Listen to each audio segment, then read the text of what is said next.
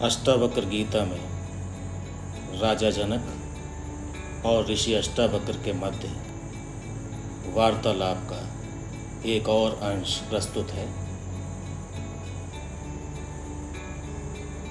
ये सारा जगत इस अधिष्ठान चेतन में समुद्र की तरंगों की तरह अभिन्न रूप से स्फुरित हो रहा है। यही चेतन आत्मा का रूप है। विगत ज्वर होकर ऐसा अनुभव करो, मैं चैतन्य स्वरूप हूँ, संतापों से रहित हूँ। कोई भी दुख मुझे स्पर्श नहीं कर सकता, क्योंकि आत्मा सुख और दुख दोनों से परे है। इस प्रकार का विचार जब करोगे और आत्मा से संपर्क में आओगे तो आप अपने को सुखी रख सकते हैं, क्योंकि देह भाव दुख का कारण है। देह के सुख और दुख से प्रेरित होकर जीव सुखी और दुखी होता रहता है, जबकि देह नाशवान है और हमारा जो वास्तविक स्वरूप है वो शाश्वत है। वास्तविक स्वरूप अर्थात मैं आत्मा हूँ और आत्मा का कभी नाश नहीं होता। जीव अधिष्ठान चेतन के रूप में आत्मा से आत्मसात करके बंधन मुक्त होने का मार्ग प्राप्त कर सकता है, क्योंकि जब हम देह भाव में स्थित रहते हैं तो बंधन में आ जाते हैं और ये बंधन हमारे संताप का कारण है, हमारे दुख का कारण है। इस मायावी जगत में बहुत सारे दुख हैं। इन बंधनों से, इन दुखों से, इन संतापों से छुटकारा कैसे प्राप्त किया जाए?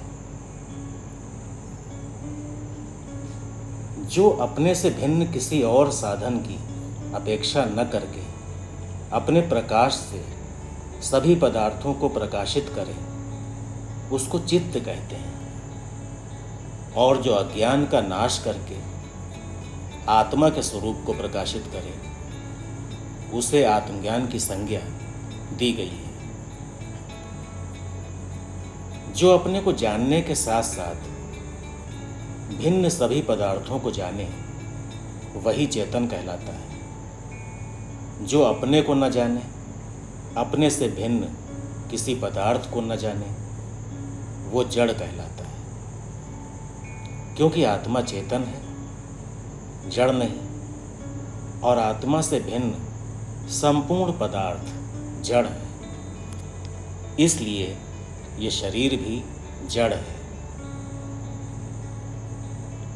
इस संपूर्ण जगत में माया ने आत्मा के स्वरूप को छिपा रखा है। माया ने ऐसा जाल फैलाया है, विषय वासनाओं का जाल, कि आत्मा तक पहुंचना अत्यंत दुष्कर होता है।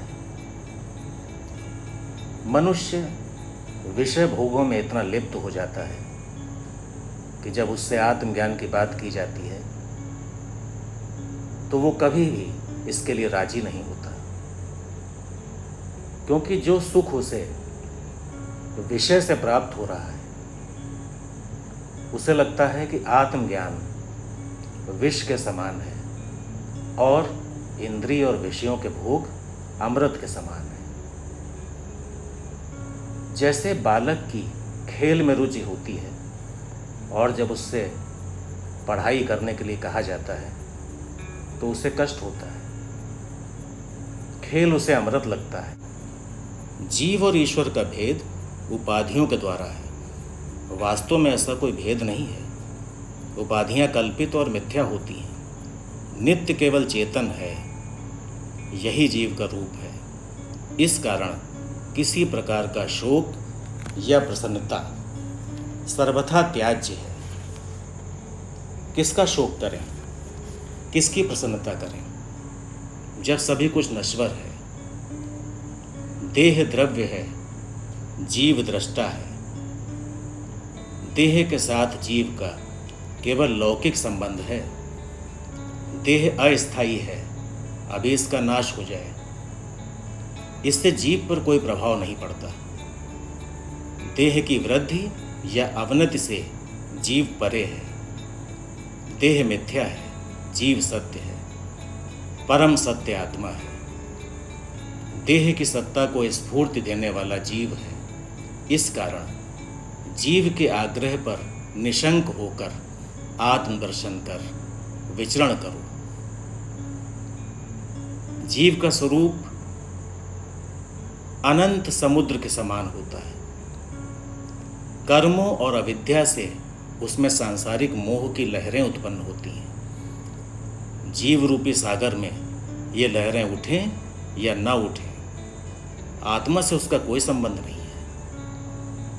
अधिष्ठान चेतन को कल्पित वस्तु हानि नहीं देती है। जो है ही नहीं, अर्थात जिसका कोई अस्तित्व ही नहीं है, वो दूसरे को क्या हानि दे सकता है। जीव सांसारिक लहरों में रमता है, उसका धर्म ही यही है।